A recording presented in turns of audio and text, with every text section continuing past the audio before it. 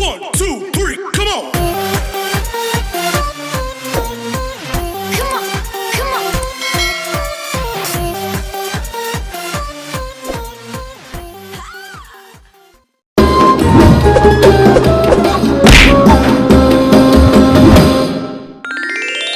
Kisah Nabi Sulaiman alaihi salam.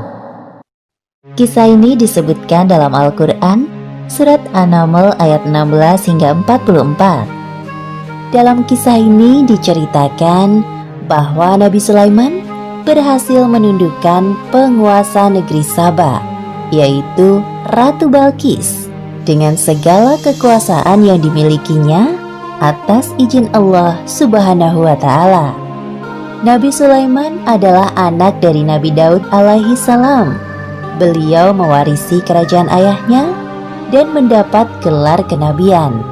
Allah Subhanahu wa Ta'ala juga memberikan beberapa mukjizat kepada Nabi Sulaiman.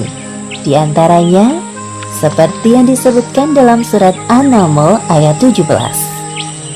Dan untuk Sulaiman dikumpulkan bala tentaranya dari jin, manusia, dan burung. Lalu mereka berbaris dengan tertib. Pada suatu hari, Nabi Sulaiman dan bala tentaranya melakukan perjalanan. Sampailah mereka di lembah yang banyak semutnya. Namun tidak ada yang menyadari kecuali Nabi Sulaiman. "Wahai semut-semut, cepatlah kalian masuk ke sarang, agar kalian tidak terinjak oleh Raja Sulaiman. Dan ayo, cepat lari." Siap, Ratu. Mendengar seruan Ratu Semut kepada anak buahnya, Nabi Sulaiman tersenyum dan menghentikan langkahnya. Kemudian mereka menunggu rombongan semut itu berbondong-bondong masuk ke dalam sarang.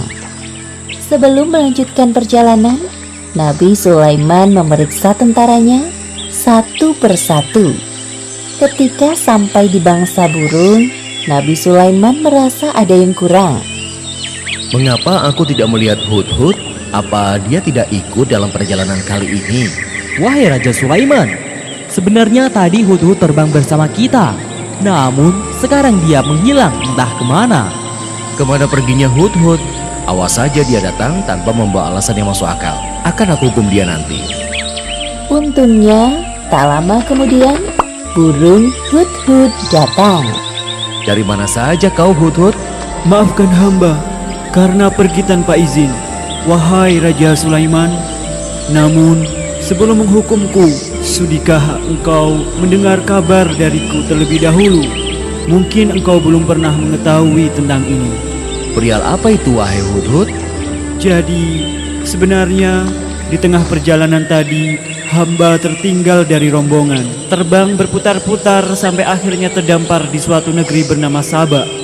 Negeri itu dipimpin oleh seorang perempuan. Namun sayangnya, hamba melihat ratu dan kaumnya sedang menyembah matahari, bukan Allah Subhanahu wa Ta'ala. Apakah perkataanmu ini dapat aku percaya? Kau tidak sedang mencari-cari alasan agar lolos dari hukumanku, bukan? Wahai Raja Sulaiman, mana berani hamba berbohong kepadamu.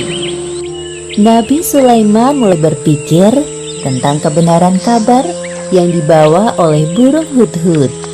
Kemudian beliau menulis sebuah surat. Kalau begitu, aku ingin kau melakukan satu hal. Pergilah ke negeri Saba dan bawalah surat ini. Jatuhkan tepat di depan ratu kerajaan Saba, lalu bersembunyilah untuk mengintai keadaan. Aku tunggu laporan darimu di istana. Siap laksanakan perintah. Terbanglah burung Hudhud ke negeri Saba dengan membawa surat Nabi Sulaiman. Sesampainya di kerajaan Saba, burung Hudhud terbang ke dalam istana dan menjatuhkan surat di depan singgasana Ratu Balqis. Hah? Sebuah surat? Dari siapa ini? Sebelum pergi, burung Hudhud memberi hormat kepada ratu. Ratu Balqis tercengang melihat seekor burung yang sopan seperti Hudhud. Sepertinya surat yang dibawa burung itu dari orang yang hebat. Apa ya isinya? Ratu Balqis penasaran dan langsung membaca isinya. Ternyata surat tersebut dari Raja Sulaiman.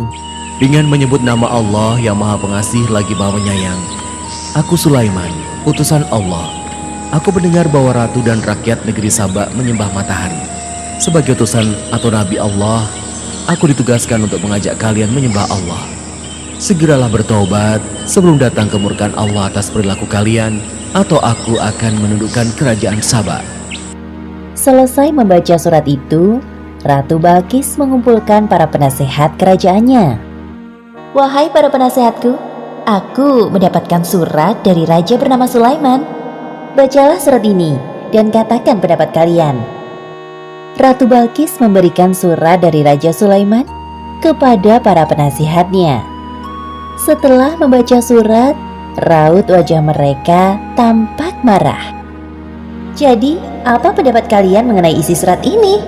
Sepertinya Raja Sulaiman mengajak kita untuk berperang. Kita jangan mau tunduk kepadanya. Jika kita tidak mau menuruti perintahnya, pasti dia akan memerangi kerajaan Saba. Namun jangan khawatir wahai ratu, pasukan kita siap jika harus berperang melawannya. Yang hamba pernah dengar, beliau adalah seorang raja yang memiliki kekuasaan tidak terbatas. Manusia, jin, dan bangsa burung tunduk kepadanya. Semua keputusan kami serahkan kepadamu, wahai Ratu Balkis. Ratu Balkis mulai berpikir bagaimana cara menghadapi Raja Sulaiman.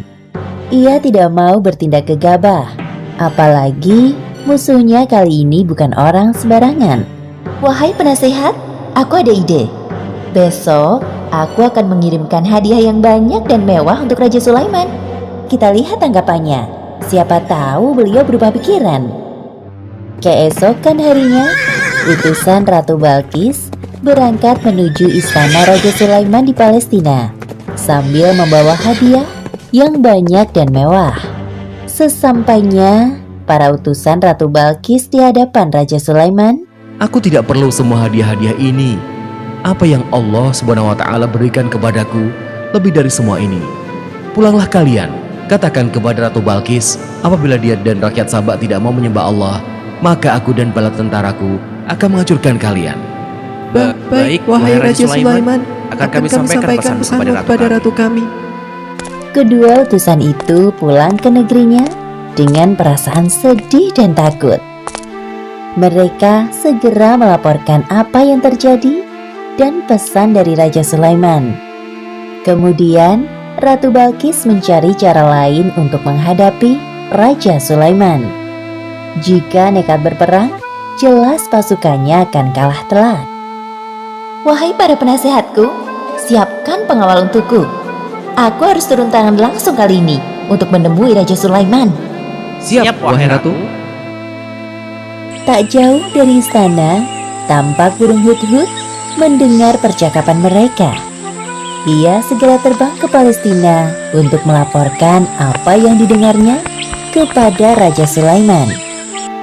Nabi Sulaiman mendapat laporan dari burung hut-hut dan segera menyiapkan sebuah rencana untuk menyambut Ratu Balkis. Wahai para penasihat kerajaanku, siapakah di antara kalian yang sanggup membawa singgasana Ratu Balkis ke hadapanku? Hamba bisa melakukannya wahai Raja Sulaiman. Seberapa cepat kau bisa melakukannya? Sebelum engkau berdiri dari duduk, singgasana Ratu Balkis akan hamba bawa ke sini. Wahai Raja Sulaiman, hamba bisa melakukannya sebelum engkau berkedip. Lakukanlah. Seketika itu juga, singgasana Ratu Balkis hadir di hadapan Nabi Sulaiman. Subhanallah, Maha Suci Allah. Inilah karunia dari Allah untuk mengujiku. Apakah aku bersyukur atau malah mengingkari nikmatnya? Seperti yang disebutkan dalam Al-Quran, surat An-Naml ayat 40. Barang siapa yang bersyukur, maka sesungguhnya dia bersyukur untuk kebaikan dirinya sendiri. Dan barang siapa ingkar, maka sesungguhnya Tuhanku Maha Kaya, Maha Mulia. Ubahlah sedikit bagian dari singgasana ini. Kita akan lihat apakah Ratu Balkis masih mengenalinya atau tidak. Satu lagi, ubahlah lantai istana ini berlapis kaca yang terdapat ikan-ikan di bawahnya. Akan kami laksanakan wahai Raja Sulaiman. Rombongan Ratu Balkis sudah tiba. Nabi Sulaiman menyambut Ratu Balkis dan rombongannya di depan pintu istana. Kemudian diperlihatkan kepadanya sebuah singgasana. Selamat datang di istanaku, wahai Ratu Balkis. Silakan duduk terlebih dahulu. Ratu Balkis duduk di singgasana. Lalu ia pun merasa ada yang aneh. Seperti inikah singgasanamu? Iya, ini sungguh persis dengan yang aku miliki. Tapi tidak mungkin. Tadi sebelum pergi, aku melihat singgasanaku masih ada pada tempatnya. Aha, aku sedikit banyak mengetahui tentang kehebatanmu, wahai Nabi Sulaiman. Masuklah ke dalam istanaku, wahai Ratu. Ratu Balkis tak henti-hentinya mengagumi keindahan istana Raja Sulaiman. Lalu pandangannya tertuju pada lantai jernih seperti kolam ikan di tempatnya berpijak. Seketika itu ia mengangkat sedikit jubahnya. Wahai Ratu, tidak usah khawatir jubahmu akan basah. Itu hanya lantai yang terbuat dari batu berlapiskan kaca. Benar juga. Wah, semuanya ini sungguh indah sekali. Ratu Balkis benar-benar terpesona dengan keindahan dan kekuasaan yang dimiliki oleh Raja Sulaiman. Dalam hatinya ia merasa tidak ada apa-apanya dibandingkan Raja Sulaiman. Sesungguhnya, semua yang aku miliki adalah pemberian dari Tuhan pencipta alam semesta. Dialah Allah Subhanahu wa Ta'ala. Ya Allah, sungguh selama ini hamba telah berbuat zalim. Maafkan hamba. Mulai saat ini hamba berserah diri kepadamu, Tuhan pencipta alam semesta. Demikianlah akhir kisah Nabi Sulaiman alaihi salam.